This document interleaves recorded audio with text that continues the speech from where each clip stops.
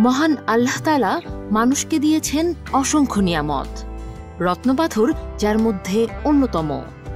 কিন্তু কার জন্যে কোন রত্নপাথর সঠিকভাবে কাজ করে তা বুঝতে পারেন কেবলমাত্র মহান আল্লাহ কর্তৃক বিশেষ ক্ষমতাপ্রাপ্ত আধ্যাত্মিক শক্তিসম্পন্ন ব্যক্তি। জ্যোতিষরাজ রিটন দেওয়ান চিশতি তেমনি একজন আধ্যাত্মিক শক্তিসম্পন্ন ব্যক্তি, পীর। তাই আধ্যাত্মিক শক্তিসম্পন্ন পীর জ্যোতিষরাজ রিটন দেওয়ান চিশতির মুখেই শুনুন রত্নপাথর কিভাবে কাজ করে। রত্নপাথর আল্লাহর সৃষ্টি, এটা কোনো মানুষের সৃষ্টি না, সম্পূর্ণ প্রাকৃতিক। এবং এই রত্নপাথরের ভিতরে আল্লাহ পাক একটা এমন গুণাগুণ দিয়ে দিছে, সেটা মানুষ যখন পরিধান করে সেটার একটা ফলাফল পায়।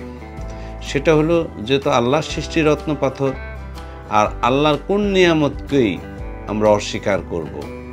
সব নিয়ামতে আল্লাহর সৃষ্টি, তবে রত্নপাথর কিছু সাগরের খনির থেকে উঠায়, কিছু পাহাড়ের খনির থেকে উঠানো হয়। এবং রত্নপাথর আমাদের প্রিয় নবী হযরত সাল্লাল্লাহু আলাইহি ওয়াসাল্লাম নিজেও ধারণ করতেন আকিক পাথর দিয়ে, এবং তার একটা ছিল ছিল, এই ছিল মোহর হিসাবে ব্যবহার করতেন। এবং আমাদের মাওলা আলী রত্নপাথর ইউজ করতেন, এবং সাহাবীরাও পড়তেন, জ্ঞানীজনরাও পড়তেন।